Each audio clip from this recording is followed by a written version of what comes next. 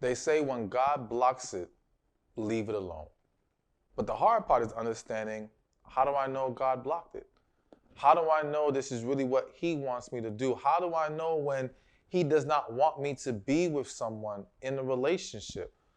So it can be very confusing. It can be very difficult to decipher. And the reality is that for many of you, for many of us, depending on where you are in your life, you may not have become comfortable with hearing God's voice. You may not understand how to connect with your spirit in a way that allows you to see the things in the way that God sees them, and to understand or to be able to embrace God's understanding of a situation. So now when we're talking about relationships specifically, it's very important. I mean, in life in general, it's important that we learn this approach of leaning on God, so to speak. But in relationships, we can't ignore it, because I've seen so many people will lean on God when it comes to career, lean on God when it comes to their health, lean on God in so many ways. But when it comes to dating and relationships, it's like, nah, God, I got this. I'll figure it out. I'll go to my friends, I'll go to my family, I'll go to my past, I'll go to everybody else to get their opinion, all right, to get their guidance, but I'm not going to God, and I don't understand how to. So I want to make things easier for you today, but more specifically when we're talking about when God does not want you to be with someone. So number one is when the person pulls you away from God rather than closer to God. Now, let's make this really simple to understand. If you have a child and they're of age to find their partner, right? And you're allowing them to go on their own and date and do what they got to do.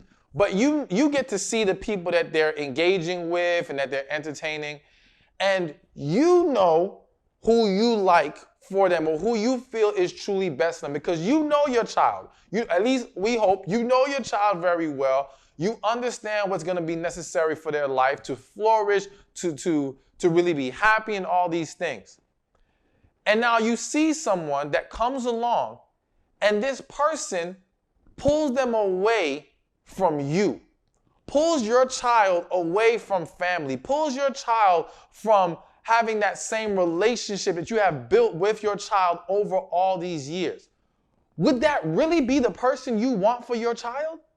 No, not at all. So why would God want us or co-sign us being with someone that pulls us further away from him? Now, some of y'all might be saying, of course, this is common sense, but stop right there. Because I've seen this play out so many times. I've seen people even try to claim that God's hands are on a relationship when they're dealing with someone who pulls them away from God, who pulls them away from the principles God has tried to instill in them, who pulls them away from their values and their beliefs. Again, now listen, let me make something clear. Nobody's perfect, all right? And sometimes our drifting from God is not the fault of the person that we're dealing with, all right? So we have to understand that there's going to be some variations in how this whole thing is viewed. However, there are cases where this individual is clearly not walking the path God wants you to be walking on, and is clearly pulling you more away from God.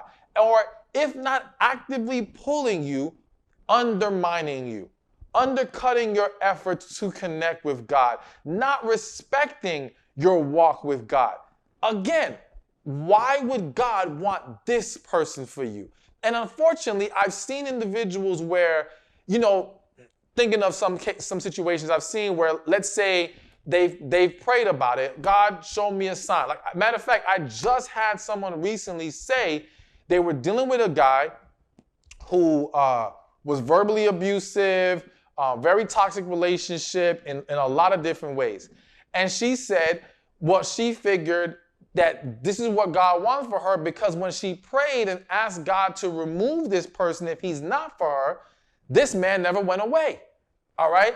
And this is why I tell people, and I even mentioned this in my book, The Man God Has For You. I'll show it to you a little bit later.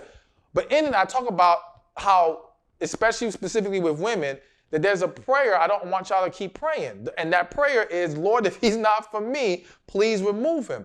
And just as what happened with this young lady is what I explained, where you are now putting it on God to remove this person. Understand that everyone has free will. And we have to ask God what we need to do in that situation, not just simply do it for us, especially when we're talking about other people being in our lives. Now, I'm not saying no one has ever been removed by the grace of God. But what I'm saying to you is that if God forbid, like in this situation, this person does not go away, you will now assume, well, this must be what God wants. And she ignored the fact that he was toxic. She ignored the fact that he essentially pulled her away from God. She ignored all the things that went against what God would want for her or any child of his. Why? Because when she prayed, this man still remained in her life. So it's extremely important that you, one, understand and start to evaluate, does this person help me cultivate my relationship with God, or does this person undermine my relationship with God? If they undermine it, then no. The only exception to that is, and I'll say this will apply to everything I'm about to list in this video. Sometimes it's a matter of it's not time to be with them, all right? So even if you believe that this person is the person that God wants you to be with, let's just say even you've prayed about it and you feel in your spirit, this is it.